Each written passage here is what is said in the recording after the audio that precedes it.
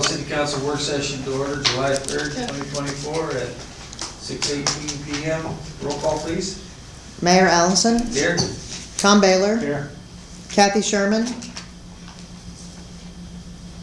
is absent, Casey Kinsman, Mute. Here. Kathy's on. Oh, she is Still on? on mute.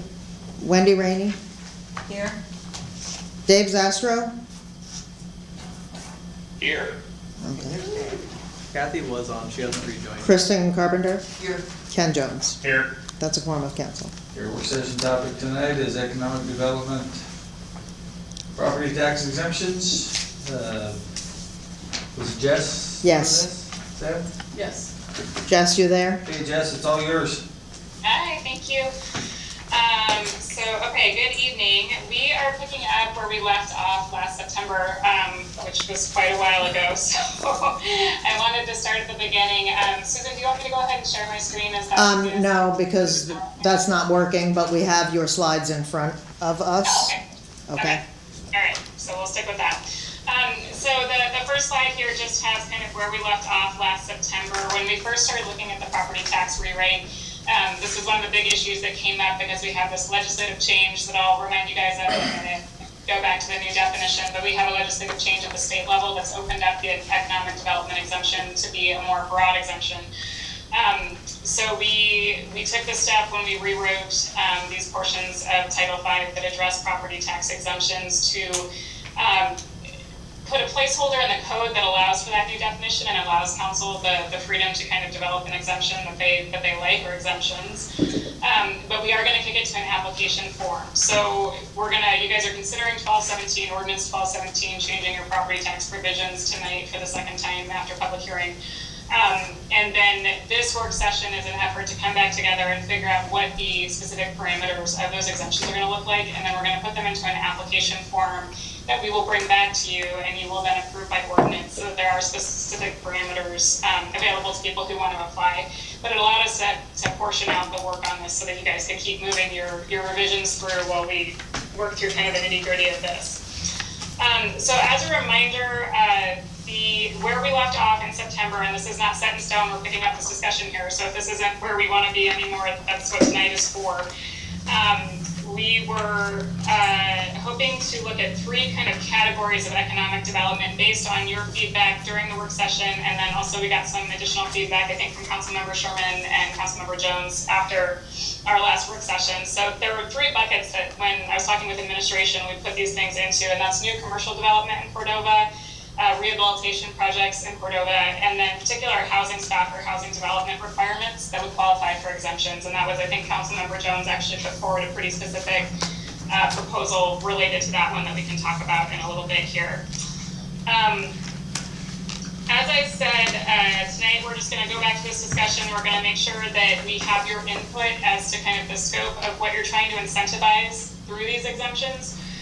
There are two issues that I'll get to as I go through the slides, and Susan, I apologize, we might have another amendment for tonight in our ordinance 1217 on one of them in particular, but there are a couple of things that we should nail down tonight, one of them being related to 1217, and then the other ones, what I'd really like us to have is just enough input for us to go back with administration and create an application form that captures your broad policy goals. And then you guys will see that back and you can approve it. So it's not your last bite of the apple, but also I didn't want you to feel tonight, like, especially with the limited time we have, I didn't want you to feel like you had to nail down the full scope of what you're doing, because as we get into the discussion, I'll kind of provide you the spectrum on which you can operate with these exemptions. You can either go really granular or you can keep them at a higher level. So tonight is to reopen this discussion, and then we can get more feedback from you after. Also, if you do decide that you have really specific recommendations or parameters that you'd like us to consider, and then we'll bring it all back to you in a format that's really clear in an application form that you can consider, and we'll go from there. So I wanted to start with the change to the legislation, the change to the statute in 2022. Previously, I'm going to get this wrong off the top of my head, but I think that in order to gain an economic development exemption, you had to not have been previously taxed. You had to be either putting new items, I'm going to mangle this, new items into commerce, or it was very specific. It basically sounded like new manufacturing in a community, and then there was a third parameter. And it was very hard to meet those parameters in a lot of small communities in Alaska. It just wasn't seeing a lot of use. So in 2022, the state legislature has substantially simplified the definition, and now economic development simply means an action intended to result in an outcome that causes an increase in or avoids a decrease of economic activity, gross domestic product, or the tax base. So when we look at any changes to property and redevelopment, you're largely going to fall within those parameters. So it's a significant expansion of municipalities' ability to encourage economic development in a variety of ways. So that is why we are here, because now you guys get to decide exactly what it is you want to incentivize through these exemptions. So moving on to our first bucket, which is commercial development, I'm going to front load the duration of the exemption, and this is when I referenced the potential need for an amendment tonight in ordinance 1217.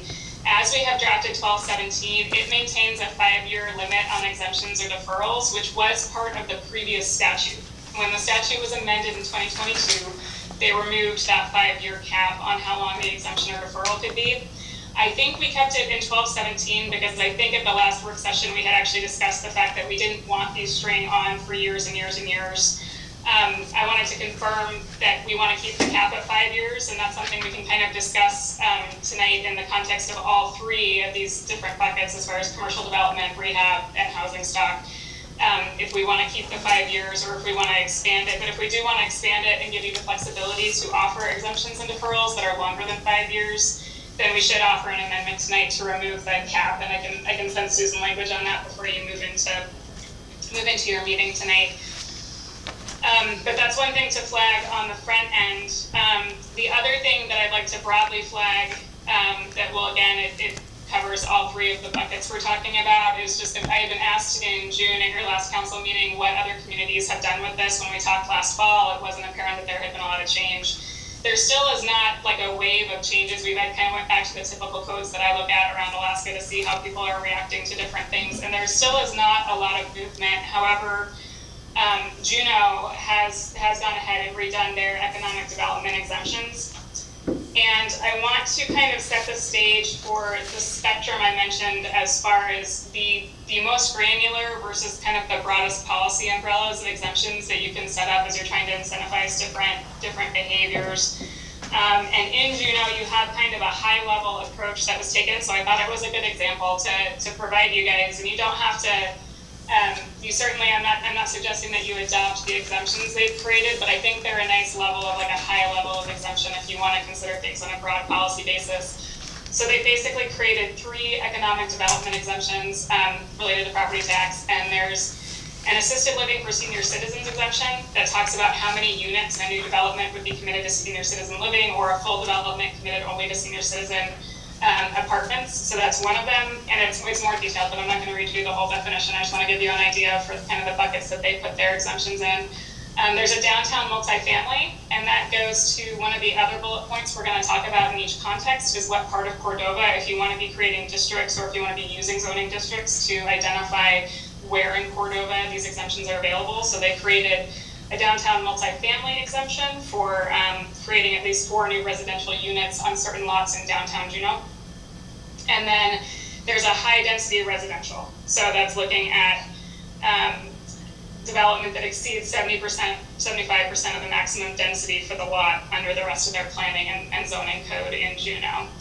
So those, I don't mean to put them up for debate as far as if you want those specific exemptions. I just want to give you the flavor of Juneau has taken these 3 high-level concepts. There are specific parameters around them, so they go a little bit deeper than that, but they're not terribly detailed, and those are the 3 buckets of activity or development that they want to incentivize with the economic development exemption.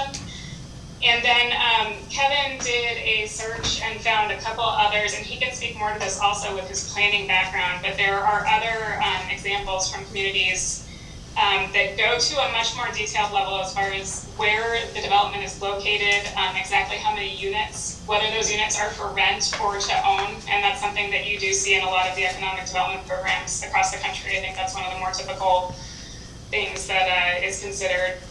And then there's several different ways of also doling out the duration. So you might get to keep it for 8 years if X, Y, and Z, or 12 years if X, Y, and Z, if you hit different parameters. So you can create quite a complex exemption where if you really want to incentivize something and you want to get down to the granular detail of how many units, where, who can own it, whether they can be rented or owned, and even kind of rent control issues and those kinds of things that perhaps bigger municipalities maybe wrestle with more. But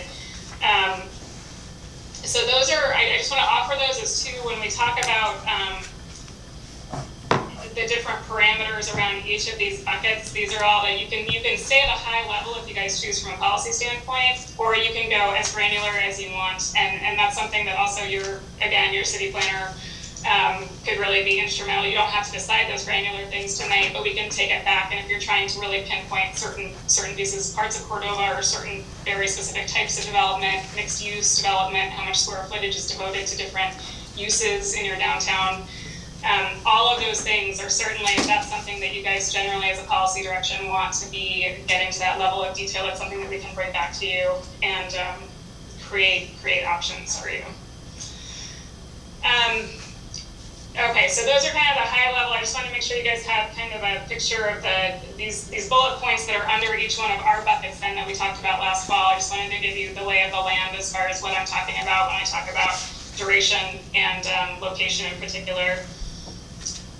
So if we want to start with commercial development, I can just throw out for you that last fall there was talk about Main Street. There was talk about I think there was talk about mixed use as well, development downtown. And there were talks about it wasn't just Main Street, there were also different areas, and there was different discussion about where in Cordova this would be available. So I just wanted to kick it out to you as far as commercial development. Does anybody have thoughts as to what direction we're headed, either on location, we can start with location, or we can start with duration? Those are kind of the two, I think, most clear cut if people have feedback or thoughts from last fall that we can pick up on.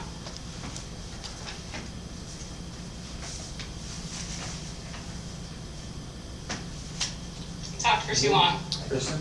No. I would definitely say the downtown area from,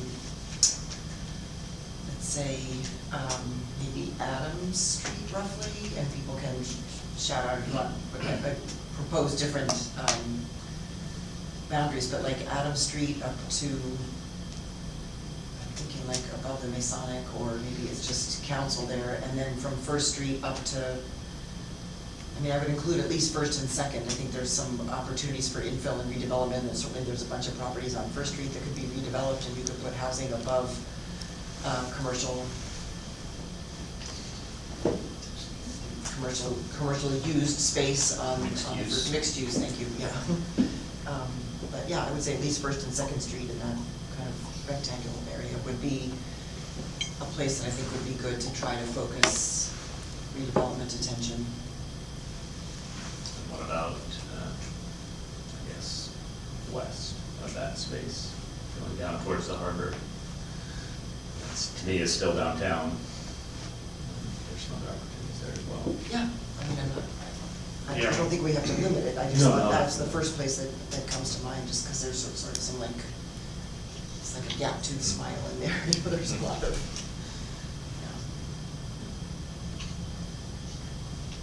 Anybody?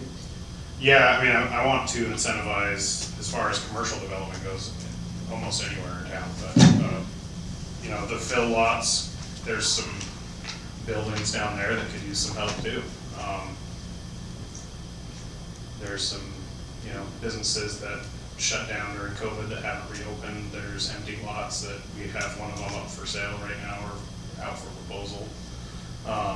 You know, there's other projects that could benefit from incentives that I don't want to close the door on, so. Yeah, if I had any say in this, maybe I'm a little liberal on it, but I think if we're gonna do incentives, we do have incentives for the town. I mean, I don't think we should limit it because you're 50 feet to the one side of the line or the other. I think we should be incentivizing everything personally, but that's my thoughts. Anybody? Yeah, that's where I sit with it. I mean, any development is gonna benefit the community, so I'd hate to have a restriction because of a certain district.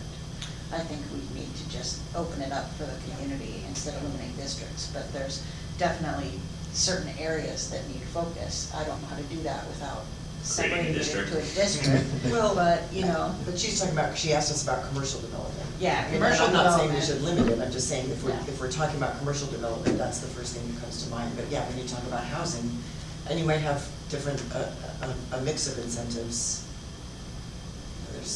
There's gonna be certain stuff for housing, there's gonna be certain, maybe it looks a little bit different from mixed use.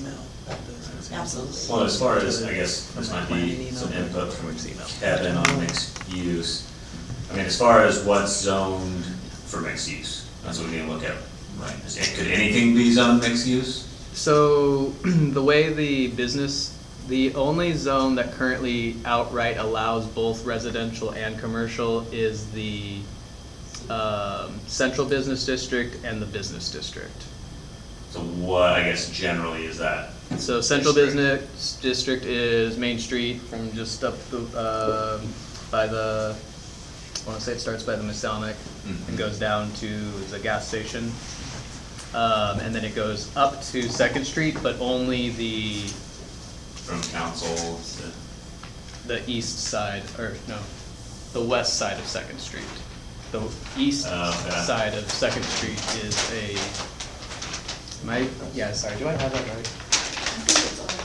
Is it all of I Second? think There's a, I look at second, I would say it's all second. there is a split.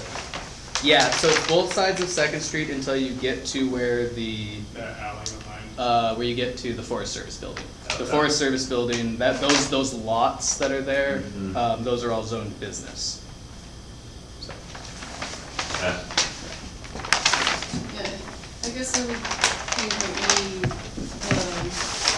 the kind going down that road of the zoning districts are going to define a little bit what the development would look like. So those, if it's a business district, what we just outlined, those can or cannot be mixed use? they can. Okay. There's restrictions for, oh gosh, I can't remember if it's both central business district and business, but there is restrictions that,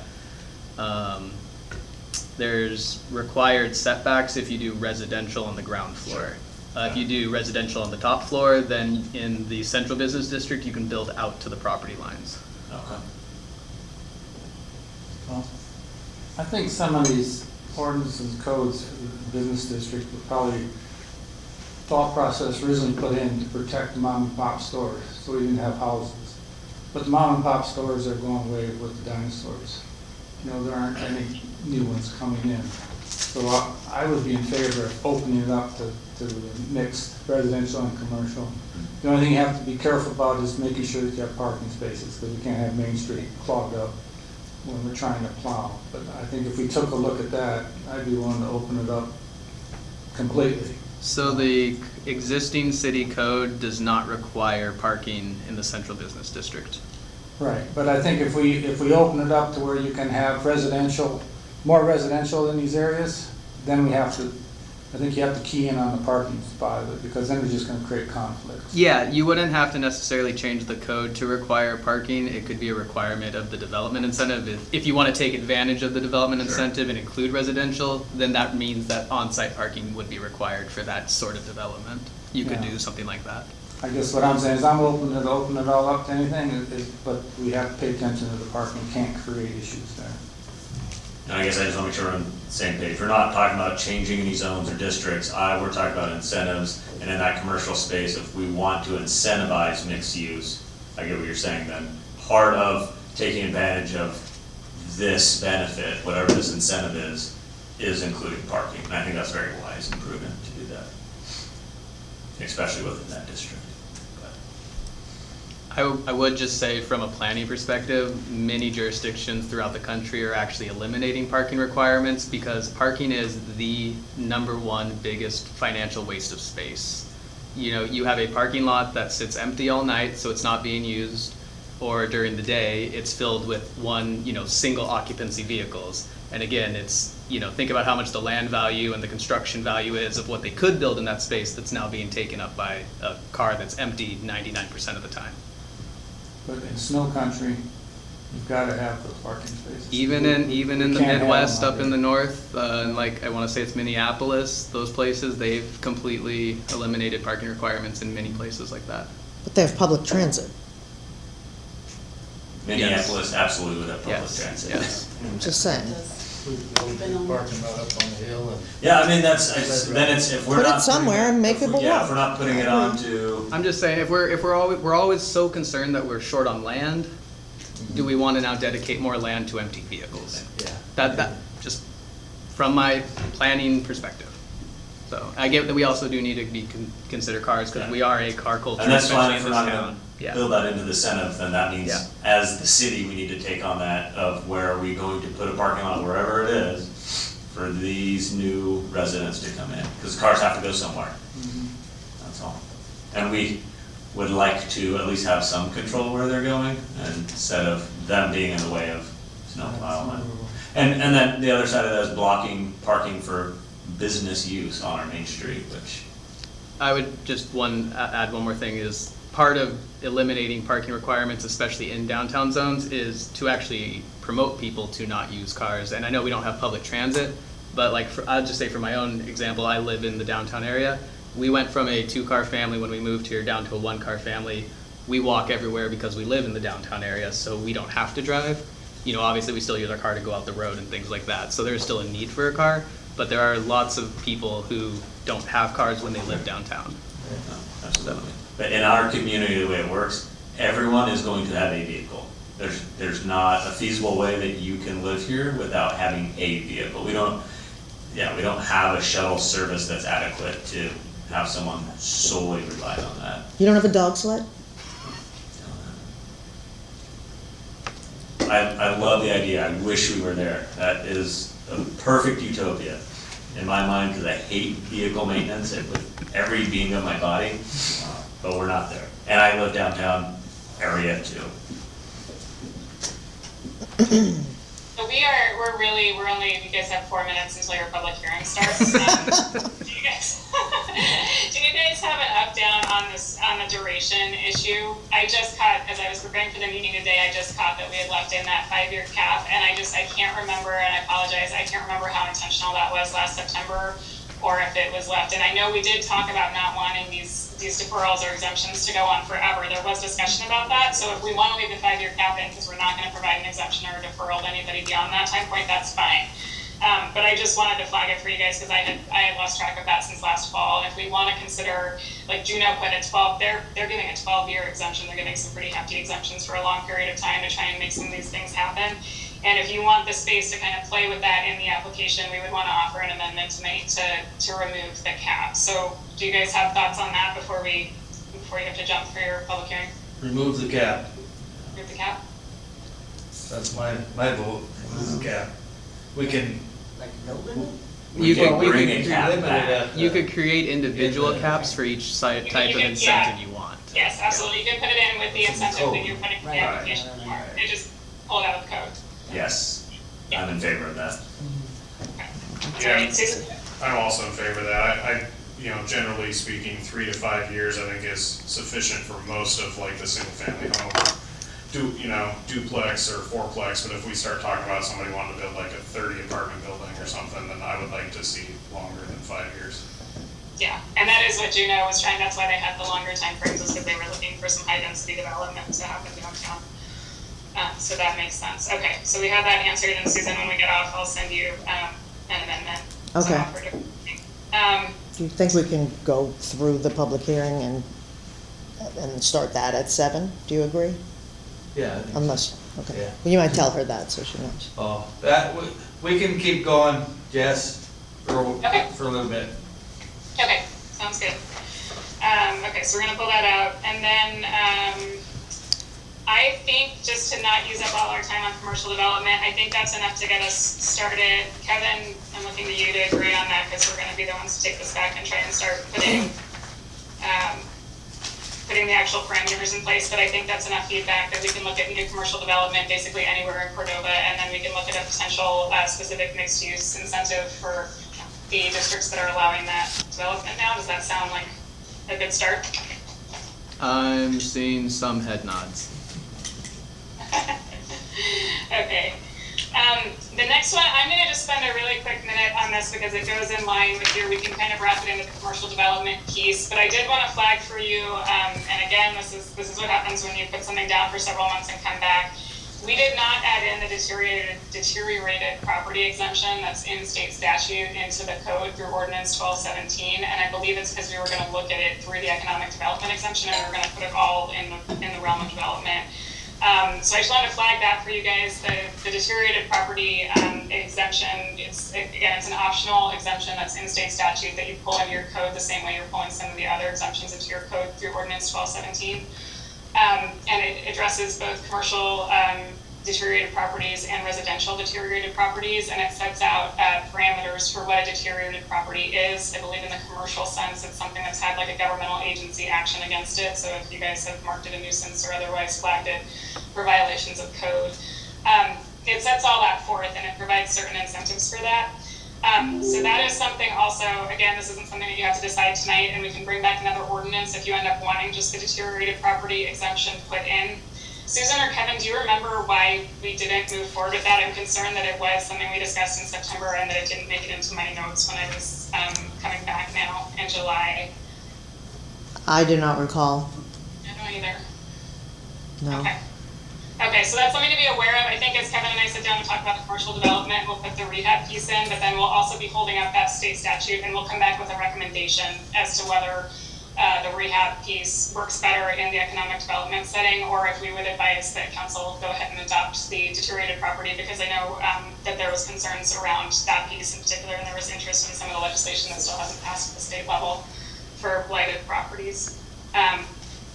So, okay. We sure got some. Yeah, I would agree, that's a pretty important thing. We've got as much of an issue as vacant property as blighted property in this community. Just stuff that's not habitable. Charge them double until they fix it. Yeah, and that's why I can't remember why we didn't, I'm not sure what the discussion was in the fall. But we can come back, I knew it was an issue and I knew we had discussed it, so we'll come back with a good recommendation as to whether we can do more with the economic development exemption, and we feel like that's the better mechanism, or if the standing deteriorated property exemption is more beneficial. I'm just not sure why, I'm not sure where that landed or if we discussed it last fall. Councilor Ditzman? Yeah, just real quick, going back to that, my understanding from our conversation in September is currently there's nothing that allows us to penalize like blighted properties. We can only work towards incentivizing the improvement of blighted properties, is that correct? That's absolutely correct, and the legislation that had been brought forward 2 years ago was brought forward again this year but didn't move, so it still hasn't moved. So the deteriorated exemption is to encourage the rehab, but again, to your point, you can't penalize somebody. I'm remembering, and I might be misremembering this, but was there something about the state one being too blanket, and there was concerns about people allowing their buildings to become deteriorated just to become qualified for an exemption? That may be it on the residential side, because I do think the parameters on the residential side are much looser. I think the commercial side, and I could be flipping the two, but I'm pretty sure the residential has a looser standard associated with it. And then the commercial side was a governmental entity actually has to have taken action against you to so you've actually qualified as a deteriorated property. But I'll make sure that we have that in front of us, Kevin, so we know what we're looking at, but I think that might be right. But you are the existing owner, and you can get that, or does it have to transfer ownership in order to get that? Well, anyone can make an LLC and transfer the title. Oh. Yeah, but I thought I meant to a separate entity. But I guess how do you judge that? So it goes from the time, it looks like you could be the owner, it's set from the time that the actual substantial rehabilitation, renovation, demolition, or removal begins. So you would assume that would be a new owner coming in and doing it, but it doesn't actually go to ownership. If you're the existing owner, it looks like as long as you actually take that action, then that's when the deferral or exemption starts under the state statute. But that should have a shorter time frame, don't you think? So that they get it done. Okay. So we'll take that back and make sure that we have a strong recommendation either way once we've walked through the details on that one. Okay, and then if we move on to housing incentives, Councilmember Jones put forward a detailed kind of scale of different construction that would garner different exemptions over different periods of time, and I don't know if everybody's had a chance to look at that again. It might be just a good place to start and come back and we can talk about that more specifically, or if you guys have it in front of you. Susan, did that make it into that packet? Yes, it's here. Okay. Yeah, do you guys have, I'll open it up to you guys to discuss concerns or improvements on what's been put forward. Well, I would support on the fourplex and eightplex, I definitely would support some incentive there, because it's gonna take a lot of funds to build something like that. But a single-family home, a duplex, you're almost getting an instant return as soon as you get it built. So I'm not really in favor so much of incentivize that. I think the incentivization is if you could build one, you can make a profit really quick. Eightplex, fourplex, that's a big deal to put that kind of money into it. So I would definitely agree to incentivize something like that. That's where I stand with it. I would encourage to go even break down the eightplex even more and give more incentive beyond that, so we can get into something like we were saying 15 to 30 or 30 and above, and that's where we're looking at 12 years or something like that, or 15 years, whatever that's going to take, because we need it.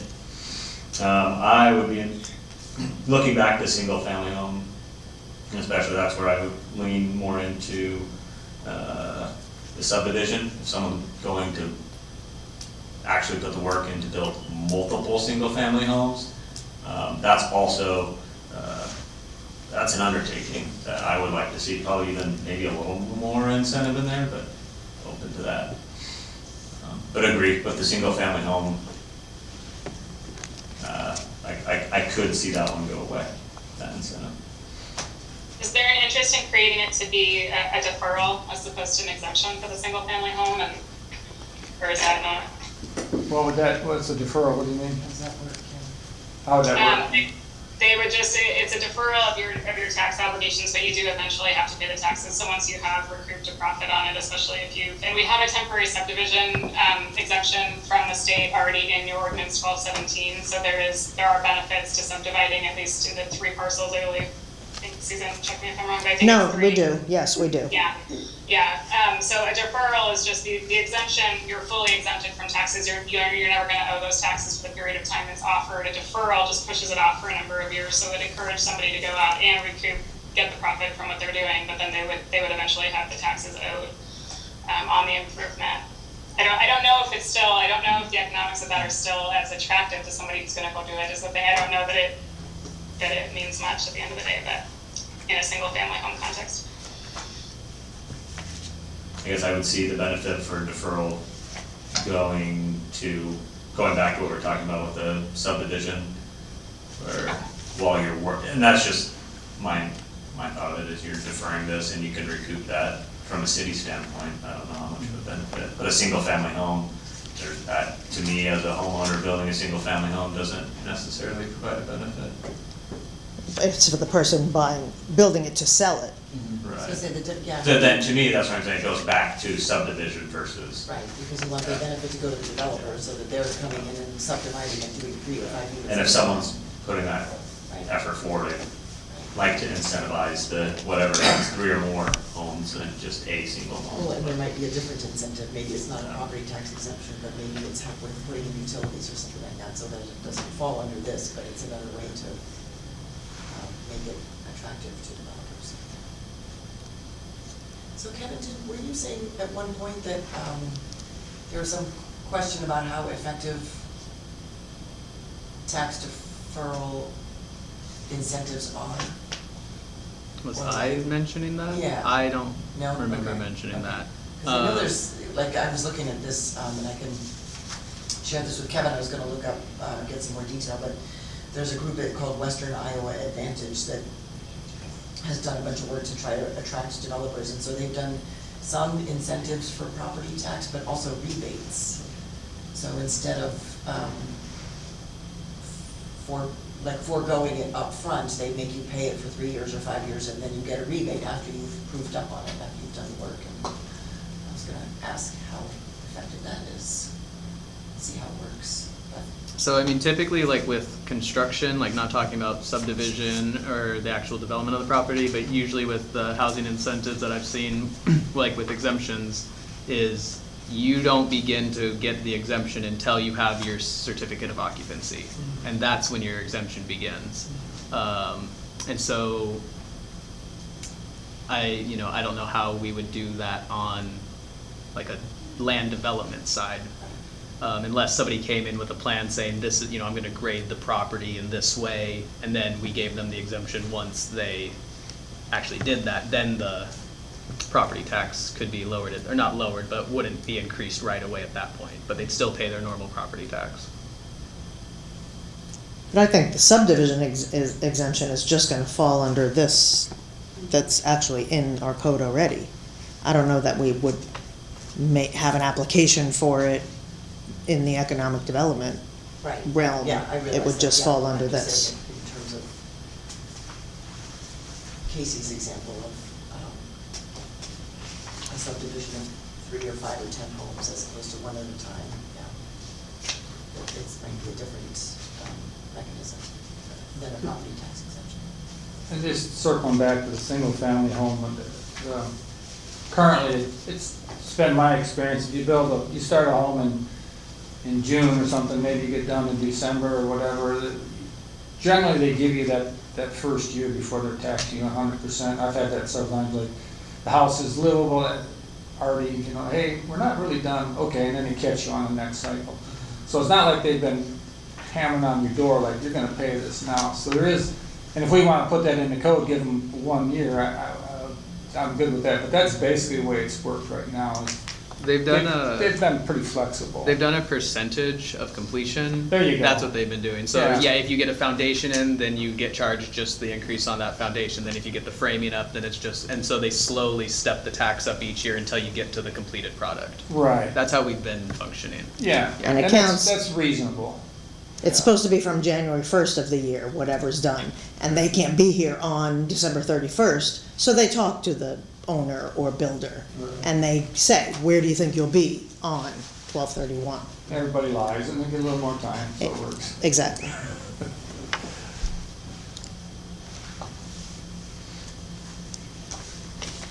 Okay. Is there any interest in additional incentives or increasing or stepping up any aspect of the exemption for units that are for rent versus for sale? Is there an affordable housing component that you all want to see come out of any of this, or your thoughts on that? I would say yes, we need Yeah. both. I would agree. Yeah, that's kind of heavy on my mind, whatever kind of high density opportunities for rentals, for certainly seasonal rentals. It's something that we have a lack of in this community. I would be in favor of seeing development in low, I would even say like entry level, mid-density, so like townhomes, some of that development, because there's not, you can rent somewhere and then you can spend $500,000. That's where our community's at. There's really under that, there's not a lot, and that's what we're missing is kind of that. Exactly. I don't know what the technical density term is of it, but townhomes, condos, something like that. Missing middle housing is the hot word right now. Really? Yeah. Missing middle housing? Yeah, missing middle housing. And starter housing. Yeah, that's just, yeah. Nobody's building starter What's starter anymore though? Yeah. housing. Right. Trailers are starter homes in Yeah. Cordova. They are. Now, there you go, the trailers, let's get a lifetime exemption. Again, this is Kathy Sherman. Replace the 1970 trailers. Yeah. I think Kathy's trying to. Kathy? I was just gonna reemphasize, thanks, I was just gonna reemphasize that, what Councilman Baylor thing, I think we need to go heavy into our incentives for multi-family housing, and for me, that's the emphasis, you know, the single-family homes are still being built when you can find a contractor. But I think what we really need and what we know we need are the fourplex, the eightplex, the duplex, and that's where our incentives need to lie.